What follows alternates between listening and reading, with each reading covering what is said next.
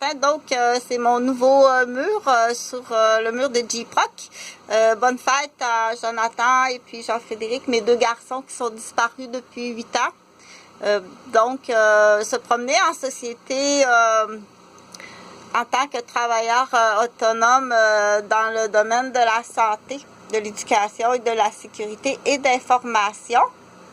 Alors, ça va être Chantal, c'est moi, c'est la petite poupée Chantal. Ce matin, je vais ouvrir un parachute comme ça. Et puis, un sac, un nouveau sac que je vais appeler mon sac de suivi mère-enfant. Donc, je suis une infirmière diplômée du Cégep Montmorency à Laval.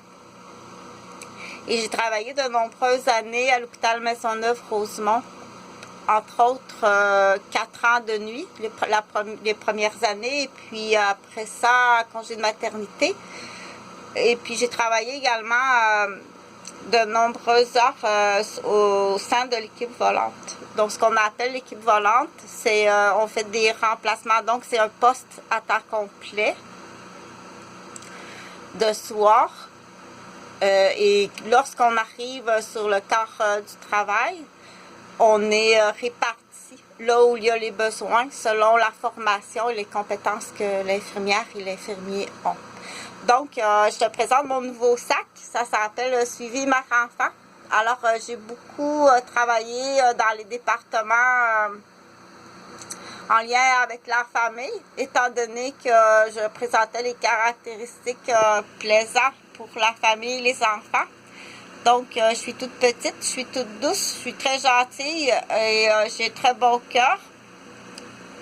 Et je fais rarement des erreurs. Donc, dans le domaine de la santé, si il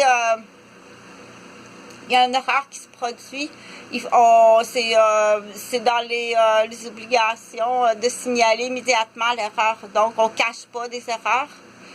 Puis, il ne faut surtout pas falsifier ou frauder. C'est des fautes extrêmement graves. Dans le domaine de la santé, non, j'ai pas été irradiée. J'ai quitté la profession d'infirmière quelques années pour m'occuper de mes 2 garçons. J'avais des diagnostics des syndromes handicapés gravement et blessés gravement dès les premières années, les premières semaines de vie par leur père. Donc, moi, ce que je voulais dire ce matin, je vais te présenter mon nouveau sac. C'est un sac que j'appelle mère-enfant. Donc, j'ai fait beaucoup de suivi mère-enfant au sein de mon travail. Alors, lorsque j'étais infirmière dans le cadre des départements salle d'accouchement, postpartum, pouponnière, pédiatrie et chirurgie, en fait, c'est l'équipe volante, c'est qu'on va partout dans l'équipe volante. Donc, mon nouveau sac mère-enfant, lorsqu'on a les compétences, les heures d'année de travail, c'est sûr que si après ça, je me promène en société, et du coup, j'ai aussi eu 3 maisons de la famille, du centre de la petite enfance, du ministère de la Famille du Québec, donc où j'ai accueilli tout près d'une centaine d'enfants. En tant qu'infirmière, en congé scolaire à ce moment-là pour m'occuper de mes 2 fils handicapés, diagnostiqués handicapés. Donc, j'ai fait face à des familles qui étaient dans la haute criminalité ou qui avaient des liens anciennement de la haute criminalité. J'aime pas ben ça, avoir ça dans ma maison. Du coup, ça positionne toutes les autres familles en danger. Donc, les comptoirs de la centre de la petite enfance sont lourdement impliqués là, dans la démolition de plusieurs familles puis de plusieurs centres de la petite enfance familiale, dont moi-même. Donc, mais ça, c'est pas de ça que je veux parler ce matin.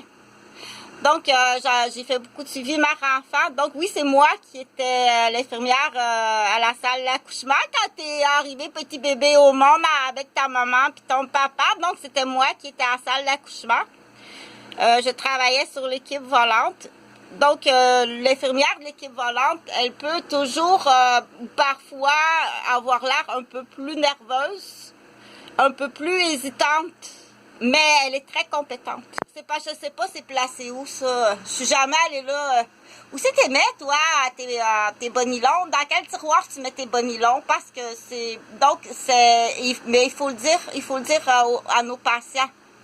Cela n'enlève pas la compétence et le savoir-faire. C'est juste que je sais pas se placer où les bonilons, OK? Et ça augmente un stress aussi à chaque quart de travail. Il y a un stress supplémentaire parce qu'on ne sait pas avec quelle équipe on va travailler, quel patient qu'on va avoir et quels sont les traitements, les maladies. Donc, c'est nouveau à tous les soirs, ou à toutes les nuits, ou à tous les jours. Donc, oui, ça paraît, c'est sûr que on a l'air un peu plus nerveuse, on a l'air un peu plus... mais ça n'enlève pas la compétence, au contraire. Les infirmières de l'équipe volante ont beaucoup plus de savoir